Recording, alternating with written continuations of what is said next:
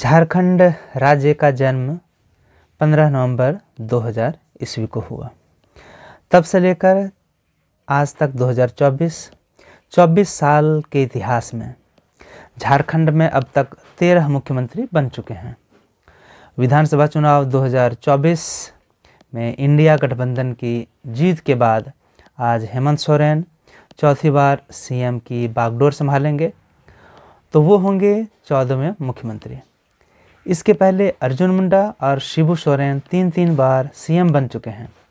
हेमंत का तीसरा कार्यकाल अब 4 जुलाई 2024 से 28 नवंबर 2024 तक माना जाएगा। हेमंत सोरेन जी को राज्यपाल संतोष कुमार गंगवार शाम 4 बजे सीएम पद के लिए पद और गोपनीयता की शपथ दिलाएंगे। शपथ ग्रहण को लेकर मोरहाबादी मैदान में भव्य समारोह का आयोजन होने जा रहा है। तो नई सरकार, नए मुख्यमंत्री बनने की बात सुन करके इसकी जानकारी होने पर बच्चों आपके भी मन में प्रश्न आ रहा होगा कि आखिर सरकार बनती कैसे है, ये मुख्यमंत्री बनते कैसे हैं, मुख्यमंत्री का चुनाव कैसे होते हैं। तो आइए जानते हैं कि झारखंड राज्य के बारे में कि मुख्यमंत्री का जो चुनाव होता है वो एक जटिल प्रक्रिया है जिसमें कई चरण होते हैं। यदि चुनाव 2024 की बात की जाए तो नवंबर में 13 नवंबर और 20 नवंबर 2 चरणों में चुनाव संपन्न हुआ झारखंड में विधानसभा का चुनाव के लिए। देखिए, विधानसभा चुनाव झारखंड में विधानसभा चुनाव आयोजित किए जाते हैं जिसमें राज्य के अलग अलग क्षेत्रों से उम्मीदवार चुने जाते हैं। चुनाव का आयोजन भारत निर्वाचन आयोग लेते हैं। इसमें विधायकों का चयन किया जाता है सामान्य मतदाताओं द्वारा, यानी कि वैसे मतदाता जिनकी उम्र 18 साल या 18 साल से ज़्यादा है, जिनका नाम मतदाता सूची में मौजूद है, वो मतदान के दिन बूथों में जाकर के, मतदान केंद्र में जाकर के अपना अपना मत देते हैं। चुनाव के बाद विधायकों का जब चयन हो जाता है तो राज्य की विधानसभा में ऐसे विधायक जाकर के बैठते हैं। फिर जिनको बहुमत आता है, यानी कि आधी सीट से ज़्यादा, यदि झारखंड की बात करें तो कुल निर्वाचित सदस्य 81 होते हैं।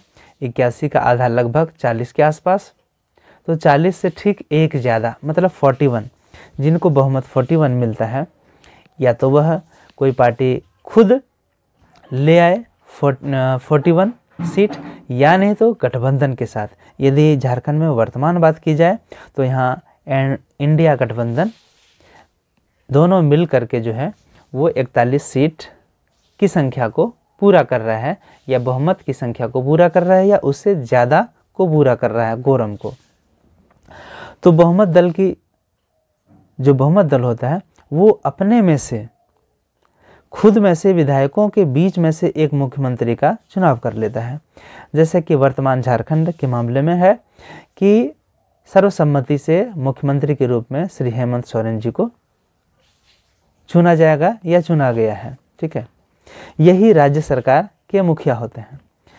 अब राज्यपाल की जब मंजूरी मिल जाती है, मंजूरी ली जाती है कि हमारे इतने सदस्य हैं हमारे सपोर्ट में और ये हमारे मुखिया होंगे, तो मुख्यमंत्री चयन के बाद राज्यपाल की मंजूरी जब हो जाती है तो राज्यपाल राष्ट्रपति के प्रतिनिधि होते हैं। तो अब राज्यपाल जो है, जैसे आज का दिन है तो आज भव्य शपथ ग्रहण समारोह होगा। इसमें राष्ट्रपति का प्रतिनिधि राज्यपाल संतोष गंगवार जी जो हैं वो शपथ दिलवाएंगे गोपनीयता और पद की हमारे नए बनने वाले मुख्यमंत्री श्री हेमंत सोरेन जी को। तो यही होती है प्रक्रिया। इसके बाद फिर मंत्रियों का गठन होता है, उसके लिए चयन होता है, कैबिनेट एक थोड़ा सा कैबिनेट होता है, उसको चुना जाता है, फिर धीरे धीरे उसका विस्तार किया जाता है।